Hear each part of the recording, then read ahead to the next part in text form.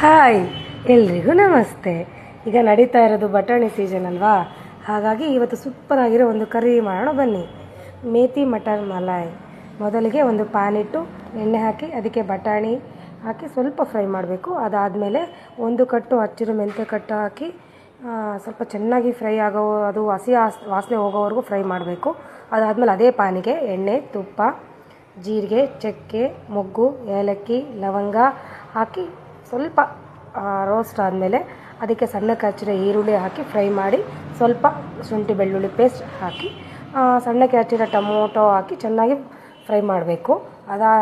Fry ಆದಮೇಲೆ ಅದಕ್ಕೆ ಖಾರದ ಪುಡಿ, ಗರಂ ಮಸಾಲ, ಧನಿಯಾ ಪುಡಿ, ಜೀರಿಗೆ ಪುಡಿ, ಉಪ್ಪು, ಸ್ವಲ್ಪ ಅರಿಶಿನ ಹಾಕಿ ಚೆನ್ನಾಗಿ ಕಲಸಿ ಅದಕ್ಕೆ ನೆನೆಸಿದ ಗೋಡಂಬಿ ಪೇಸ್ಟ್ ಹಾಕಿ ಕಲಿಸ್ಬೇಕು. ಅದಕ್ಕೆ ಒಂದು ಲೋಟ ನೀರು ಹಾಕಿ ಕಲಸಿ ಅದಕ್ಕೆ ಒಂದು ಸ್ವಲ್ಪ ಸಕ್ಕರೆ, ಉಪ್ಪು ಹಾಕಿ ಚೆನ್ನಾಗಿ ಕುದಿಸ್ಬೇಕು.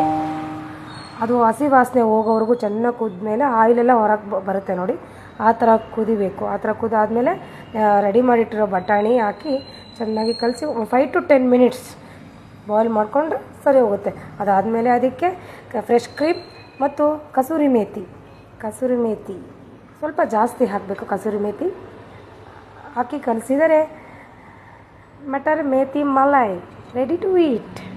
ಟೇಸ್ಟ್ ಮಾಡಿ ಹೇಗಿದೆ ಅಂತ ಕಾಮೆಂಟ್ ಮಾಡಿ, ಲೈಕ್ ಮಾಡಿ, ಶೇರ್ ಮಾಡಿ, ನಮ್ಮ ಪೇಜ್ನ ಫಾಲೋ ಮಾಡಿ. ಹೊಸ ರೆಸಿಪಿಗಾಗಿ ಫಾಲೋ ಮಾಡಿ.